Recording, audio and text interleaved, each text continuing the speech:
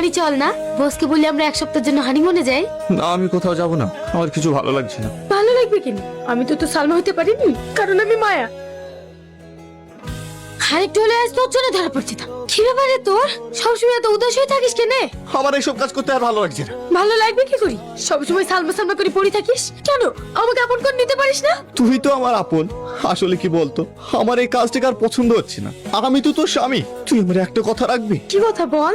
চল আমরা এই অন্ধকার জগৎ থেকে সরে গিয়ে নতুন করে একটা জীবন শুরু করি। আমি চাই না রে সালমার মতন তোকেও আমি হারিয়ে ফেলি। তোকেও আমি খুব ভালোবাসি, তোর জন্য আমি সবকিছু করতে পারি। তুই আমাকে যেখানে নিয়ে যাবি আমি সেখানেই যাব। কিরে, বসের ফোন ধরছিস না কেন? আমার মোবাইল সাইলেন্ট ছিল। এই চল, বস ডেকেছে, একটা মাল ডেলিভার দিতে হবে। দেখ, আমরা সিদ্ধান্ত নিয়ে ফেলেছি, আমরা আর এই কাজ করব না। তোরা বসকে বলে দিস। তোরা ভাবলি কি করে তোরা কাজ ছেড়ে দিবি? বস সেটা মেনে নেবে। বেশি নাটক না করে তাড়াতাড়ি রেডি হয়ে নে। আমি তো বললাম কাজ করব না। যাবি নি? নতুন স্বামী পেয়ে তোর এই বাপটাকে ভুলে গেলি? মায়া, এক গ্লাস পানি নেয় তো। কিরে নিয়ে আয়। কি ব্যাপার, বাড়িতে নেই নাকি? কোথায় গেল আবার? ভিডিওটা দেখ। তুই আমাকে ছেড়ে কোথাও যাবি না। তুই শুধু আমার, তুই শুধু আমার। কি ব্যাপার, তুই এখানে? তোকে বলেছিলাম না কদিনকার জন্য গা ঢাকা দিতে? তোকে এখন পুলিশ তন্ন তন্ন করে খুঁজছে, আর তুই আমাকে এখানে ফাঁসাতে এসছিস? হ্যাঁ, আমি আপনাকে ফাঁসাতে আসিনি, আপনার উপকার করতে এসেছি। যে টনিকে আপনি অন্ধের মতো বিশ্বাস করে, ওই টনি আজ সহজে বউকে সাথে করে নিয়ে পালিয়ে যাচ্ছি। আর আপনি এটাও জানেন যে আমি টনিকে কতটা ভালোবাসি। যদি ও চলে যায়, হ্যাঁ, আমি মরে যাব।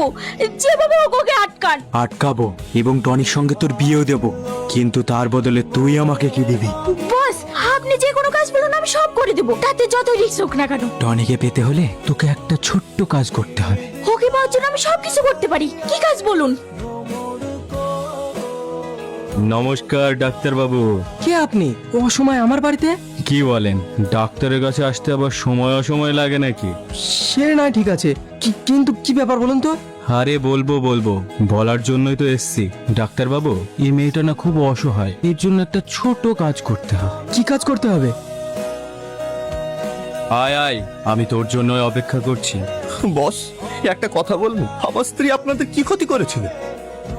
আরে এ তো সিম্পল ব্যাপার, তোর বউ কোনো ক্ষতি করেনি। আর তুই তো জানিস আমি কারো কষ্ট সহ্য করতে পারি না। আর তাছাড়া মায়া আমার কাছে আবদার করলো।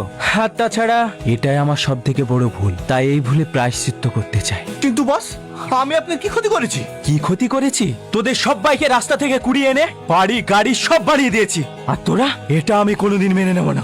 না বস, আপনাকে এসব কথা কে বলেছে?